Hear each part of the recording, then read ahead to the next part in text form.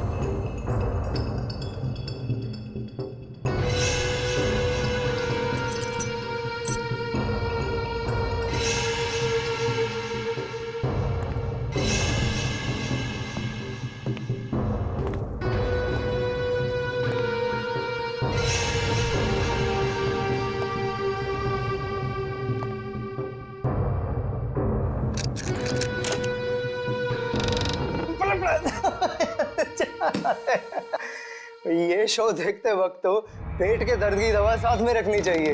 हंसते हंसते पेट दर्द हो गया।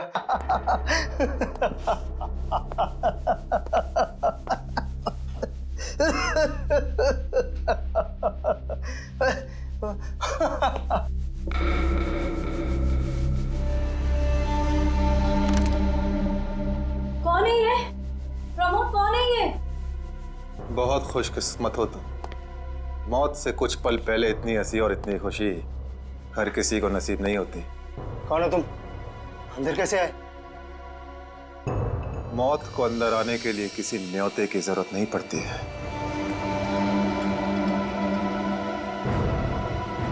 ये क्या कर रहे हो? मैंने क्या बिगाड़ा तुम्हारा? Happy birthday Tarika. Thank you Shreya. Thank you. Many happy returns of the day. Thank you Siddharth.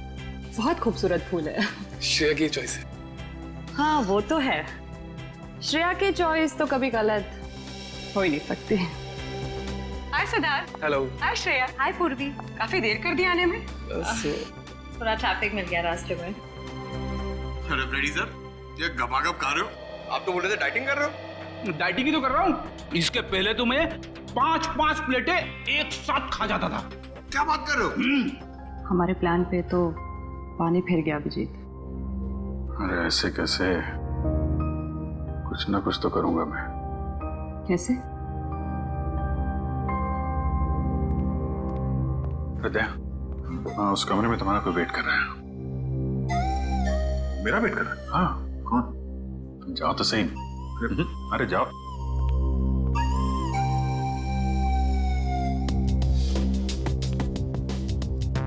हे सिद्धार्थ, वो तुम्हें मेरी जासूसी नॉवेल्स की कलेक्शन देखनी थी ना? चलो दिखाती हूँ। चलो श्री। अरे कभी तो श्रेया को अकेले छोड़ो। ऐसी कोई बात नहीं है ना? चलो। इट्स ओके सिद्धार्थ, जाओ तो। चलो।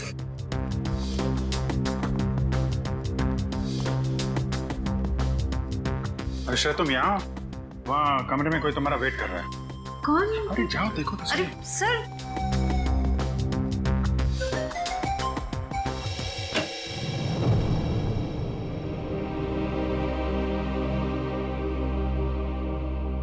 श्रेया,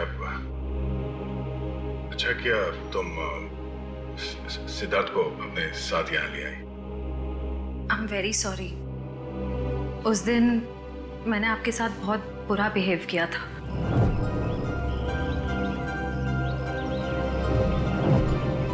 छोड़ो ना, मैं भूल गया हूँ, तुम भी भूल जाओ। काश भूल पाना इतना आसान होता। जिंदगी कितनी सिंपल हो जाती है। श्रेया, ये यादें ही तो है जो उदास दिलों को जिंदगी जीने का हौसला देती है। अगर यादें ही ना हो तो जिंदगी कितनी बोरिंग हो जाएगी। तो क्या तुमने सिद्धार्थ से शादी करने का फैसला कर लिया? मेरा दिल कुछ और कह रहा है, दिमाग कुछ और। मैं जानता हूँ श्रेया, हमारे काम में हम दिल की नहीं दिमाग की सोचते हैं, मगर एक बार सीआईडी ऑफिसर ने एक आम लड़की की तरह सोचो, दिल का इस्तेमाल करो, उसकी आवाज सुनो। मेरे दिल में तो एक ही इंसान का नाम गूंजता रहता है और वो नाम है श्रेया। सिद्धार्थ। सिद्धार्थ प्लीज, सिद्धार्थ मेरी बात तो सुनो प्लीज। अब सुनने को बाकी क्या रह गया है? पूरी हकीकत मैंने अपनी आंखों से देख ली है। तुम दया से प्यार करती हो ना?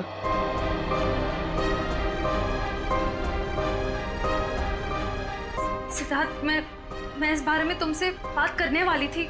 क्यों नहीं? सिद्धार्थ, काम इतना होता है, मौका ही नहीं मिला मुझे। मौका नहीं मिला? I just can't believe I heard that. Siddharth please मेरी बात तो सुनो। ये इतना आसान नहीं हो के। अपने आपको मेरी जगह रखकर तो सोचो, फिर पता चलेगा मैं किस अग्नि परीक्षा से गुजर रही हूँ।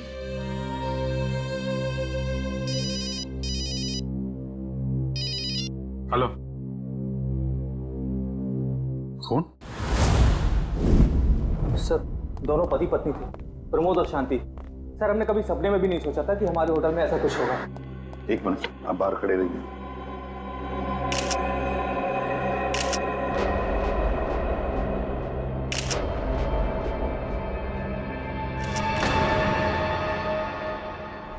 माय गॉड, दोनों की लाशें ऐसी इस अवस्था में। सर, इतने सारे केस सॉल्व किए, लेकिन इस तरह का केस कभी नहीं देखा। सर, लगता है ये दोनों खूनी से विनती कर रहे थे कि वो इन्हें छोड़ दे, मगर खूनी ने जरा भी दया नहीं दिखाई। नहीं फ्रेडी, लगता है खूनी ने पहले इन दोनों को मारा और फिर यहाँ लाकर बिठा दिया, हाथ पैर बांध दिए। जिस तरह से इन दोनों को बिठाया कुर्सी में, लगता है खूनी हमसे कुछ कहना चाहता है। क्या हुआ? सर, इसकी सांसें चल रही है, जिंदा ही। प्रमोद जिंदा है? तो जल्दी से इसे हॉस्पिटल ले जाओ, इसका जिंदा रहना बहुत जरूरी है। संभाल के, चलो। आजा।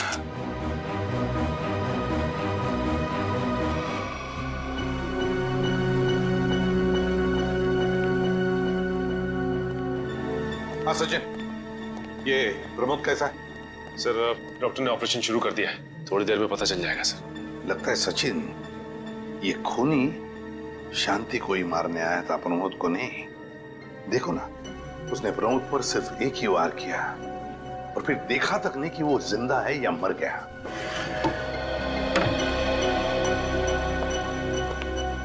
डॉक्टर साहब, कैसा है प्रमोद? हमने प्रमोद को बचा तो लिया है, मगर मगर क्या?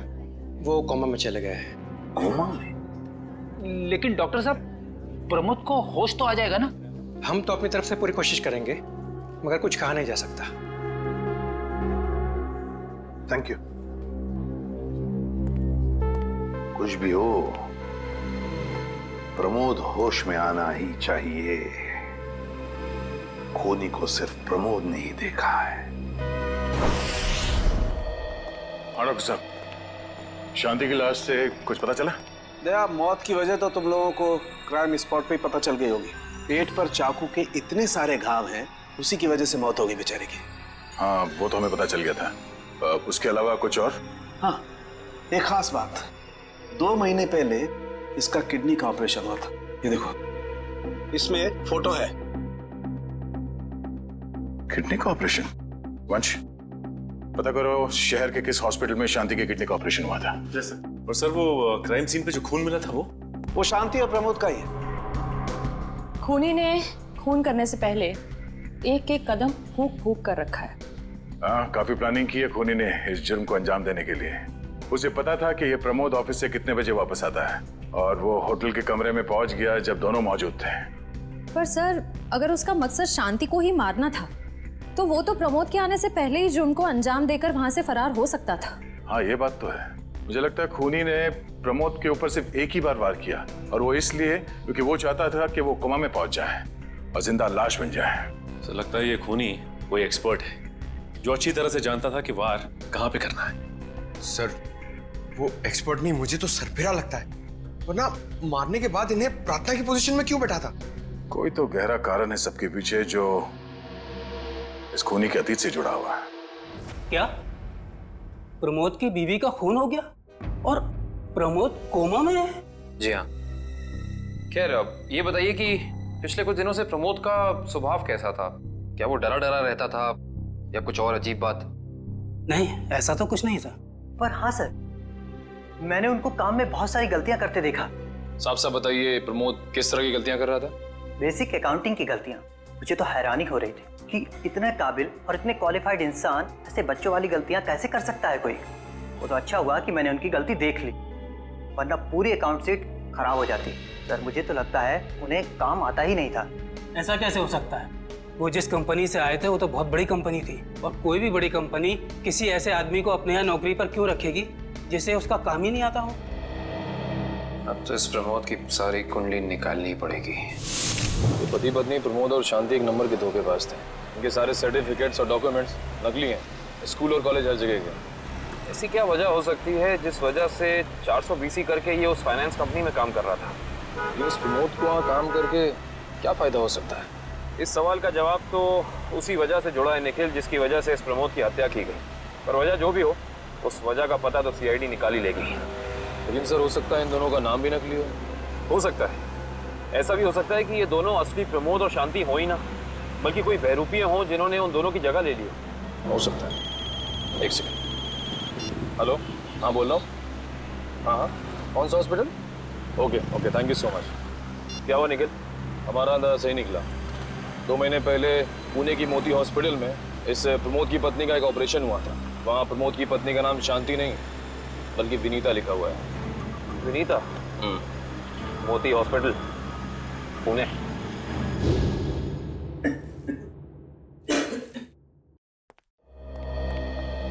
एक्सक्यूज मी, एक वक्त पे सिर्फ एक ही मरीज अंदर आएगा? हम लोग सीआईडी से। सीआईडी? मगर यहाँ मुजरिम कौन है? इसी की तलाश है हमें। एक्चुअली आपके हॉस्पिटल में 2 महीने पहले एक ऑपरेशन हुआ था, उसी के बारे में कुछ जानकारी चाहिए हमें। किसका ऑपरेशन? ये दोनों आपकी हॉस्पिटल में आए थे? ये तो मिसेस विनीता कुमार हैं। हाँ, मिसेस विनीता कुमार। और ये इनके पति, इनकी मौत हो गई? जी हाँ, विनीता कुमार का खून हो चुका है और उनके पति प्रमोद अब कोमा में है। डॉक्टर ये बताइए कि मिसेस विनीता कुमार ने किडनी का ऑपरेशन कराया था ना? जी हाँ। हम उसके मेडिकल रिपोर्ट्स देख सकते हैं? यहाँ पे तो पति का नाम त्रिलोक कुमार लिखा है। मतलब त्रिलोक बन गया प्रमोद और विनीता बन गई शांति। इस पेपर में उनके घर का एड्रेस लिखा हुआ है। चल के पता करें, शायद कुछ पता चल जाए। नहीं निखिल, कोई फायदा नहीं होगा। इनकी पहचानों की तरह इनका एड्रेस भी नकली होगा, देखना। हाँ, हमने इन्हें ऑपरेशन के कुछ रिपोर्ट्स कोरियर की थी, मगर वो कोरियर वापस आ गए थे। डॉक्टर ये बताइए कि इन्होंने ऑपरेशन का पेमेंट कैश में की थी या चेक से या किसी कार्ड से? इंश्योरेंस के जरिए। इंश्योरेंस? उस इंश्योरेंस कंपनी के कोई कागजात, कोई डॉक्यूमेंट्स हैं आपके पास? हाँ, इसी फाइल में होंगे। गुड।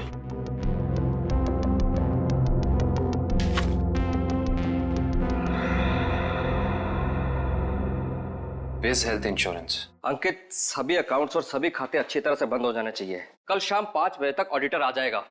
हो जाएगा सर। कभी सपने में भी नहीं सोचा था कि हमारी कंपनी का अंत इतना बुरा होगा।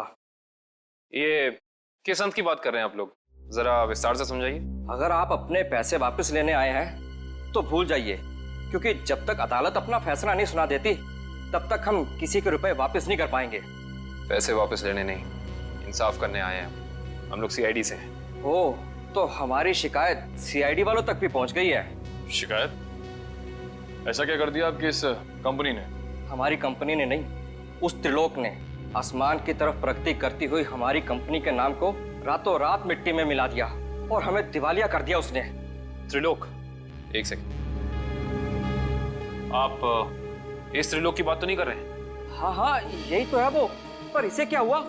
किसी ने इसकी जान लेने की कोशिश की है। फिलहाल ये कोमा में। ये तो होना ही था, इतने लोगों को जो धोखा दिया इसने। किस धोखे की बात कर रहे हैं?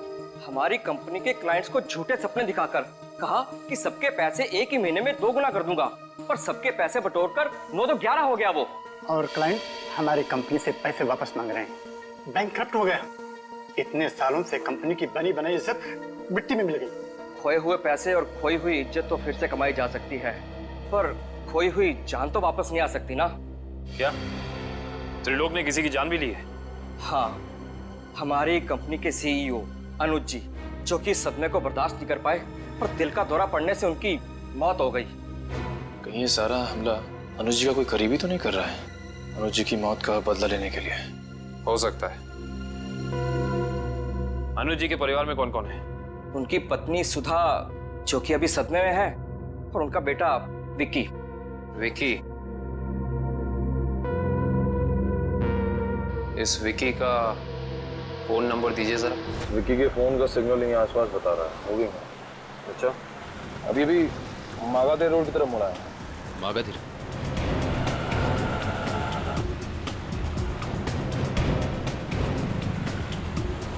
देखो सिग्नल में कुछ पता चला?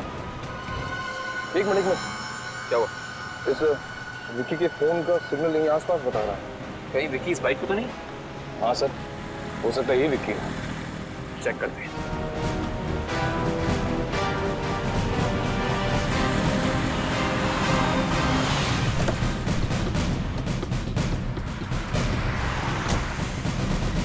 सुनो भाई साहब, तुम ही विक्की हो?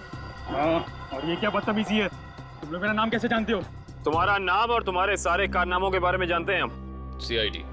सीआईडी? इस शहर में क्या कर रहा है? हाँ? कुछ काम था, और तुम लोग मेरा पीछा क्यों कर रहे हो? बकवास बंद कर। दो खून करके भाग रहा हो, कह रहा है सीआईडी पीछा क्यों कर रही है? मैंने कोई खून नहीं किया है।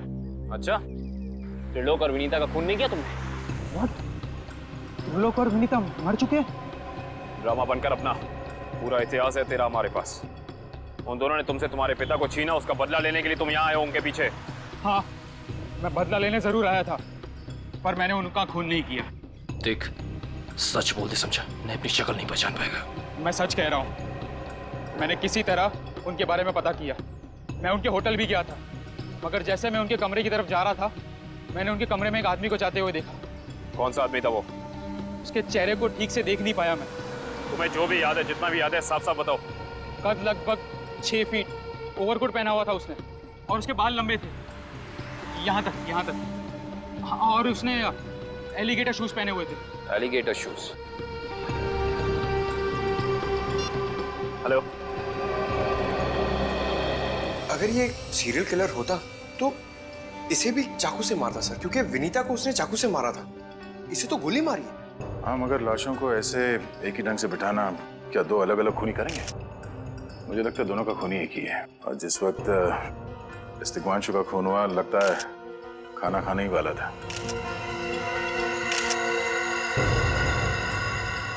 तो यहाँ पे दूसरी प्लेट भी पड़ी है। कहीं ऐसा तो नहीं कि ये दिग्वांशु की बीवी के लिए थी? मैम सब तो 1 हफ्ते के लिए गाँव गई हुई है, 1 हफ्ते के बाद लौटेगी। तो क्या घर में कोई और आदमी था जिसके लिए दिग्वांशु ने एक और प्लेट में खाना डाला? नहीं साहब। अच्छा, जब तुम घर वापस आए उस वक्त ये दरवाजा खुला था या बंद था? नहीं साहब, बंद था। तो फिर तुम घर के अंदर कैसे आए? साहब ने एक चाबी मेरे पास भी दे रखी है। तो जो कोई भी था, ऐसा लगता है कि दिग्वांशु उस आदमी को जानता था। एक काम करो सचिन, पंकज, घर की अच्छी तरह से तलाशी लो, देखो कुछ मिलता है क्या।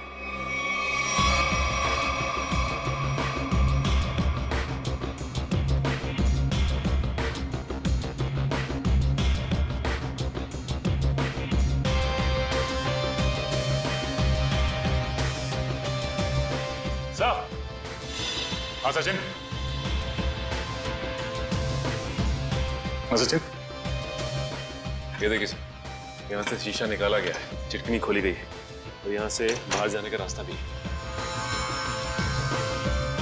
मतलब कोई अंदर यहाँ इस खिड़की से आया था? बस, लेकिन इस घर में तो सेफ्टी अलार्म भी है सर। अगर यहाँ से कोई अंदर आया है तो सेफ्टी अलार्म बजना चाहिए था और सिक्योरिटी गार्ड को भी अंदर आना चाहिए था। अब इसका जवाब तो सिक्योरिटी गार्ड ही देगा।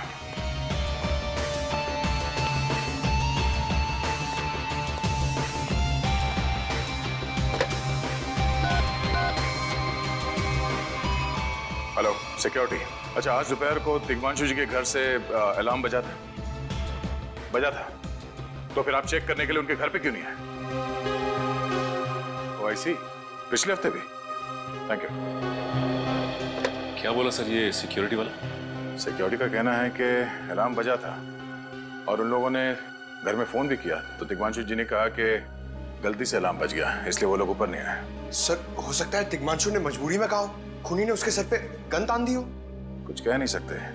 बात करते वक्त अगर थोड़ी सी भी टेंशन हो आवाज में तो ये सिक्योरिटी वाले तुरंत भाप लेते हैं। दरअसल पिछले हफ्ते भी दिग्मांशु के घर से अलार्म बजा था और जब सिक्योरिटी वालों ने फोन किया था तो दिग्मांशु ने यही कहा था कि गलती से बच गया।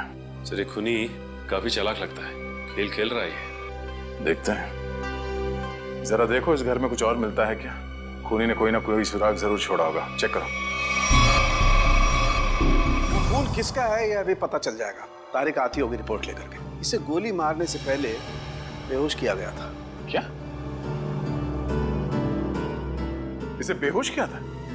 इसके खून में मुझे एक खास किस्म की दवाई के अंश मिले जो अक्सर इंसान को बेहोश करने के लिए दी जाती है, और वो दवाई से इंजेक्शन के जरिए दी गई थी। ये देखो। सर बहुत ही अजीब बात है। अगर खूनी इसे मारना चाहता था तो सीधा गोली मारकर इसका काम तमाम कर सकता था। फिर ये जहर की दवाई क्यों दी होगी?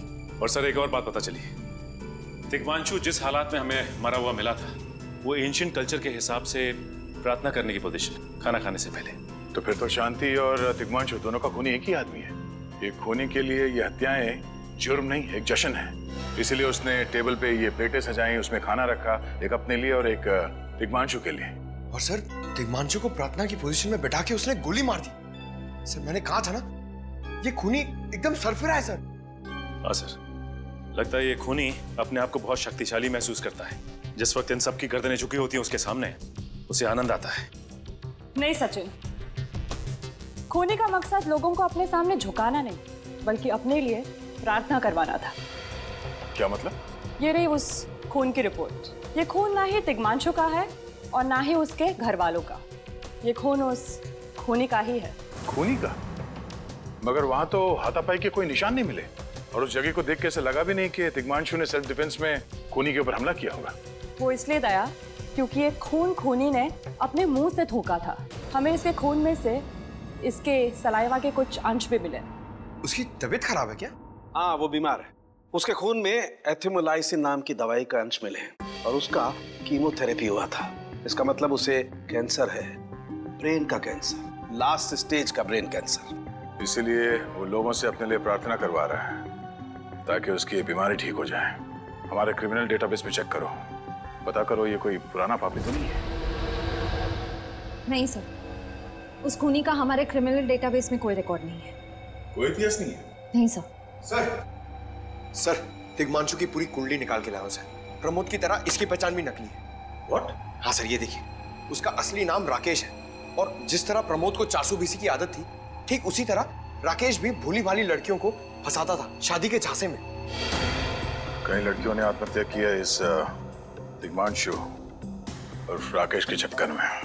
हाँ सर, शादी के बाद उनके पैसे लेके ये गायब हो जाता। सर इसका मतलब खूनी ने 2 ऐसे लोगों को मारा जो पहले से मुजरिम थे। शायद उसने सोचा होगा कि मरने से पहले कुछ अच्छे कर्म कर लूं।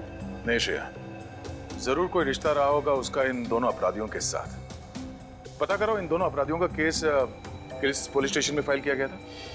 सर, ब्रेन कैंसर के जितने भी पेशेंट्स हैं शहर में, उन सबकी लिस्ट मिल गई है सर। कुल मिला के ऐसे 50 पेशेंट्स हैं, जिसमें से 10 पेशेंट्स ऐसे हैं जो कैंसर की लास्ट स्टेज पे हैं। उनमें से 4 औरतें हैं, बचे 6। हाँ सर, और इन 6 में से 4 ऐसे हैं जो 70 साल से ऊपर के बुजुर्ग हैं। अब बचे 2, ये उदय और भानु। तुम इन दोनों से मिले? हाँ सर, ये उदय 6 महीने से हॉस्पिटल में है। और भानु? भानु सर 1 महीने से हैदराबाद में। ये कैसे हो सकता है सचिन? अगर वो मुजरिम इसी शहर में है तो कहीं ना उसका इलाज चल रहा होगा ना कहीं से वो दवाई खरीदता होगा। मांझी सर, इस शहर में जितने भी केमिस्ट है जहाँ पे ब्रेन कैंसर की दवाइयाँ बेची जाती है, उन सब की लिस्ट चाहिए मुझे। सब पता चल गया। त्रिलोक और राकेश दोनों के खिलाफ एक ही थाने में केसेस दर्ज किए गए थे, जगतपुरी थाने। इस केस का पूरा इतिहास जगतपुरी थाने से ही पता चलेगा। Excuse me. यस। आपकी दुकान पे ब्रेन कैंसर की दवाइयाँ बेची जाती हैं? जी हाँ, हमारी दुकान उन चुनिंदा दुकानों में से है जहाँ ये दवाई आपको मिलेगी। वैसे ये दवाइयाँ बहुत कम लोग खरीदते होंगे नहीं? जी बहुत महंगी है एक्चुअली। अच्छा, जो लोग ये दवाइयाँ खरीदते हैं उनकी लिस्ट मिल सकती है हमें?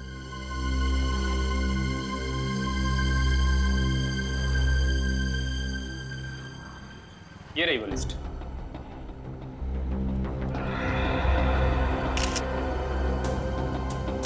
तपन, उदय और नितिन, ये तीनों लोग तो उस मरीज की लिस्ट में थे।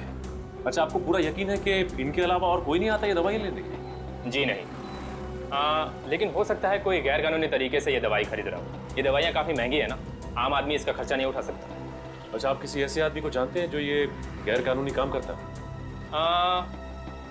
एक आदमी है, आंद्रे नाम है उसका। प्यार से लोग उसे एंडी कहते हैं। ये जो ज्वाला रोड पे पब्लिक पार्क है ना, अक्सर वहीं मिलता है। कांस्टेबल सुनील। Yes sir. आप सीआईडी से ही हैं ना? हाँ, हमारी बात शायद आप ही से हुई थी। साहब बताइए, कांस्टेबल सुनील आपके लिए क्या कर सकता है? सुनील जी, हाल फिलहाल में इस रिकॉर्ड रूम में कोई चोरी वगैरह हुई थी क्या? चोरी नहीं तो सर, अब यहाँ वाला कोई चोरी कैसे करेगा? सुनील, फिर आप एक हेल्प कर सकते हैं हमारी। हमें 2 मुजरिमों की फाइल चाहिए। एक का नाम है त्रिलोक कुमार और दूसरे का राकेश भिवेन। एक मिनट सर, क्या नाम बोले? राकेश? राकेश भिवेन।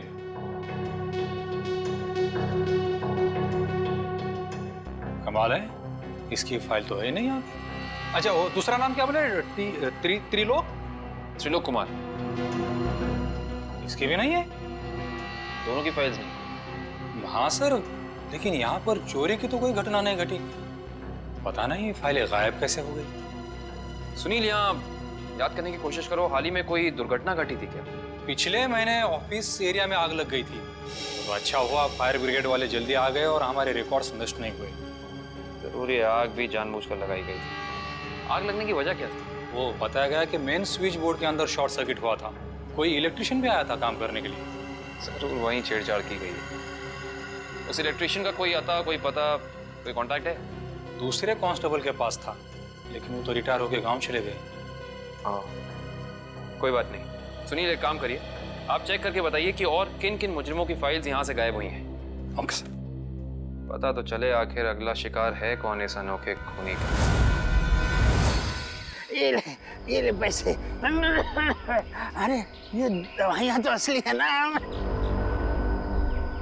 अरे अंकल जी, ये जो शक की बीमारी है ना, कैंसर से भी ज्यादा खतरनाक है। अगर आपको यकीन नहीं है कि ये दवाई असली है या नहीं, तो खुद जाकर दुकान से क्यों नहीं खरीद लेते? अरे तुम तो बुरा मान गए, मैं तो बस ऐसे ही पूछ रहा था, मेरा मतलब वो नहीं। जानते हो, इस तरह से दवाइयाँ बेचना और खरीदना दोनों गैर कानूनी है। आखिर तुम्हारा कोई फायदा नहीं है। मैंने सुना था कि सीआईडी बड़े बड़े केस हैंडल करता है। मैं तो छोटा मोटा चोर हूँ, जाने दो ना साहब। हाँ मिस्टर छोटे चोर, ये बताओ कि तुम्हारे पास से ये दवाइयाँ खरीदने के लिए कोई ऐसा आदमी आता था जो 6 फीट लंबा था और लंबे लंबे बाल थे उसके, और वो एलिगेटर वाले शूज पहनता था? हाँ, वही जो आगे से नुकीला होता है। हाँ, आया था चिराग। आप लोग चिराग को ढूंढ रहे हो? हाँ। कहाँ मिलेगा ये चिराग? चिराग? लगता है चिराग घर पर नहीं है। कमरे अच्छी तरह से चेक करो, देखो कुछ मिलता है क्या। पंकज, कंप्यूटर चेक करो।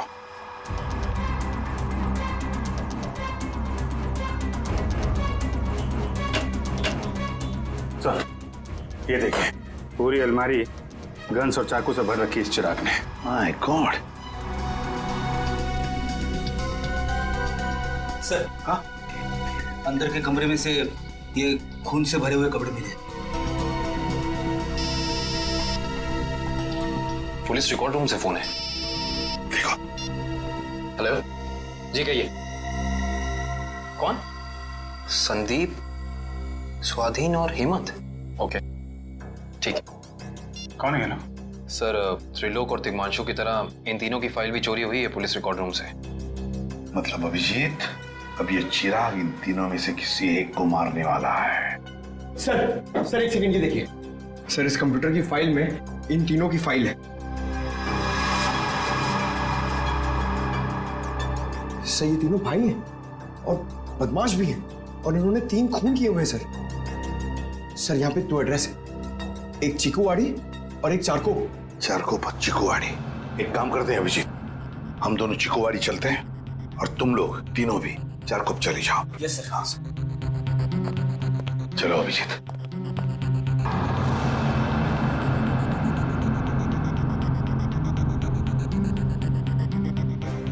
क्या हुआ सर?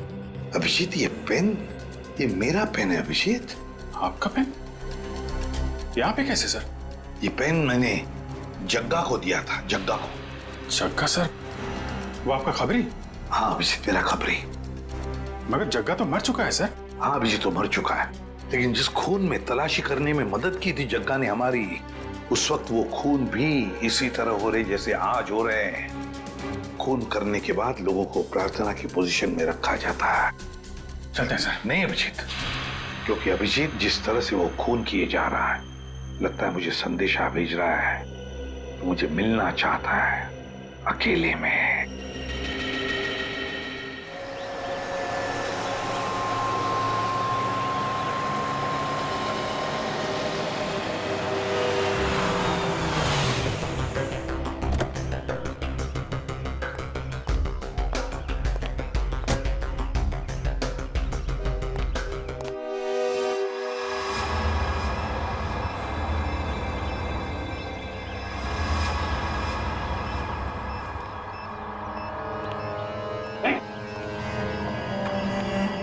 प्लीज हमें बचा लीजिए, किसी तरह हमें मार डालेगा। घबराओ मत, मैं इसे भी प्रद्युम्न हूं, कुछ नहीं होने दूंगा तुम्हें। इनकी बातों को ज्यादा सीरियसली मत लेना, इन्हें तो झूठे वादे करने की आदत है, और इतनी बड़ी बड़ी बातें करने से पहले एसीपी जरा मेरा इंतजाम तो देख लो। बस रिमोट के इस बटन को दबाना है और ये तीनों हमेशा के लिए बूम धरती से गायब। क्यों कर रहे हो तुम ये? क्या गलत कर रहा हूँ? हाँ बोलो। पर ये तीनों तो वैसे भी कानून से भागे हुए अपराधी है ना, तो इन्हें मारकर क्या गलत कर रहा हूँ मैं? इन्हें सजा देने का हक तुम्हारा नहीं, सिर्फ कानून का हक ही है। बस यही तो प्रॉब्लम है, जब तक तुम कानून में हो कुछ नहीं हो सकता।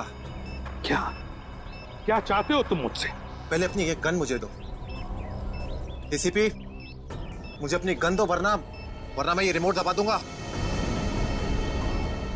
एसीपी मैं 3 तक गिनूंगा, 1 2 3। नहीं,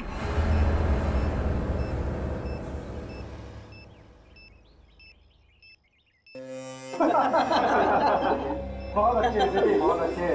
तो तुम जानना चाहते थे ना कि मैं तुमसे नफरत क्यों करता हूँ? हाँ। जग्गा खबरी का नाम ध्यान है? याद है मुझे, मैं उन्हीं का बेटा हूँ। पता चल चुका था मुझे। एसीपी तुमने मेरे पिताजी से वादा किया था ना कि तुम उनका बाल भी बाका नहीं होने दोगे, फिर क्यों नहीं बचा सके उन्हें? बोलो। देखो चिराग, तुम्हारे पिताजी की मौत का बोझ आज भी मेरे दिल पर है। बंद करो ये तुम्हारा नाटक। उस वक्त कहाँ थे तुम जब मेरे पिताजी की मौत के बाद मैं और मेरी माँ दर दर की ठोकरें खा रही थी? खाने के पैसे तक नहीं थे हमारे पास। तो तुम मेरे पास चले आते, मैं कुछ मदद कर सकता था तुम्हारी। क्या कर लेते तुम? हाँ, सिवाय झूठे वादों के।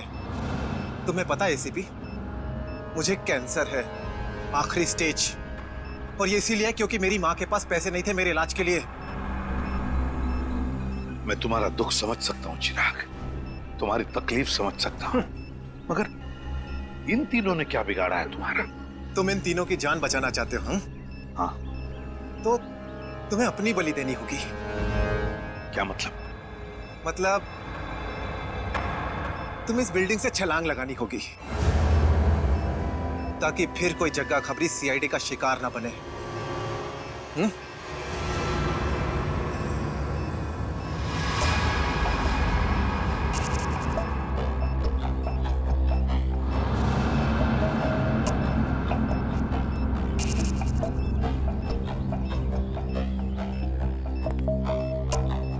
ठीक है, मंजूर है।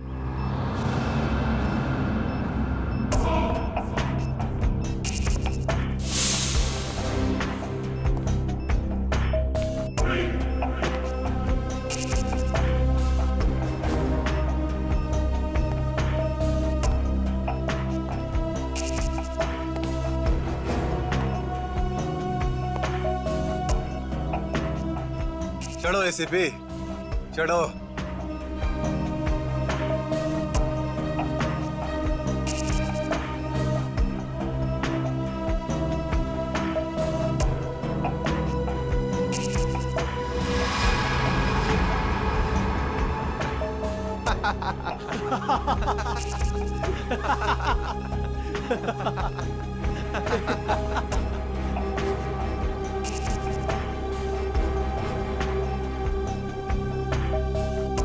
ऊपर जाकर मेरे पिताजी से माफी जरूर मांग लेना। क्या हुआ? मौत को इतना नजदीक देखने से पांव कांपने लगे? एसीपी आज तक अपनी मौत को अपनी हथेली पर लेकर ही चला है, समझे? मौत से कभी डरा नहीं है वो। इतनी बड़ी बड़ी बातें हैं, अब बातों का वक्त नहीं है, अब एक्शन का वक्त है। कूदो एसीपी, छलांग लगाओ और अपनी ये बेहतरीन जिंदगी को अलविदा कह दो। चलो।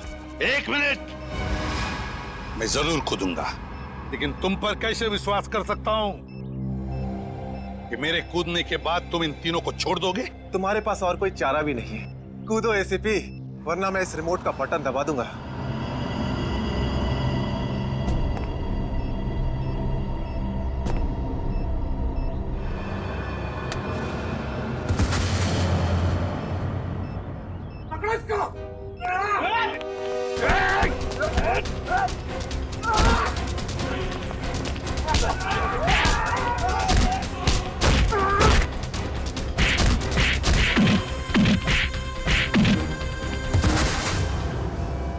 बस मिस्टर चिराग, बहुत चला लिया न्याय की अदालत।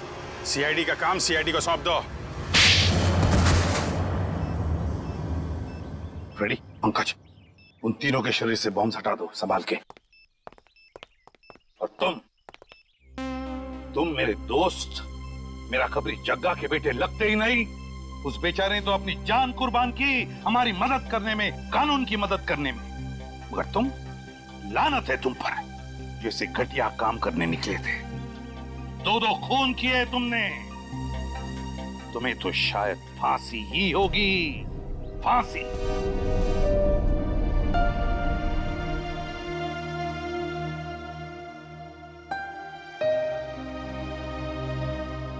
बड़े बुजुर्ग कह गए कि अगर कोई चिंता सताए तो उस चिंता को अपने कलेजे के अंदर अंगार बनने नहीं देना चाहिए। कलेजा चल जाता है।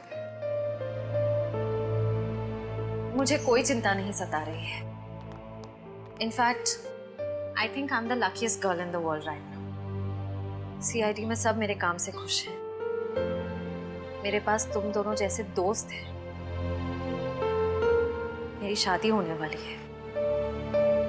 एक लड़की को और क्या चाहिए होता है? शायद प्यार। प्यार भी तो है ना मेरे पास। मम्मी पापा का प्यार, दोस्तों का प्यार और सिद्धार्थ का प्यार। जुबान की बात दिल से मेल नहीं खा रही है श्रेया। मतलब ये कि दिल की बात जुबान पे लाने का वक्त आ गया है श्रेया। वो श्रेया कहाँ गई? हाँ, जो अपने सारे डिसीजंस खुद लेती थी, जिससे पता था कि उसको अपनी जिंदगी में क्या चाहिए। हाँ श्रेया, अब वक्त आ गया है। तुम्हें किसी एक को चुनना ही होगा। और अगर तुमने एक स्ट्रॉन्ग डिसीजन नहीं लिया ना, तो उसका असर तुम्हारी जिंदगी पर नहीं, बाकी 2 जिंदगियों पर भी पड़ेगा। मैं क्या डिसीजन लूं? किसे चुनूं? उस इंसान को जिसे मैं बहुत प्यार करती हूं, पर उन्होंने कभी अपने प्यार का इजहार नहीं किया, या शायद वो मुझसे प्यार करते ही नहीं, या फिर उस इंसान को जो मुझसे बहुत प्यार करता है, मुझे पलकों पर बैठा कर रखता है। मगर यहाँ पे इम्पोर्टेंट सवाल ये है कि तुम किससे प्यार करती हो?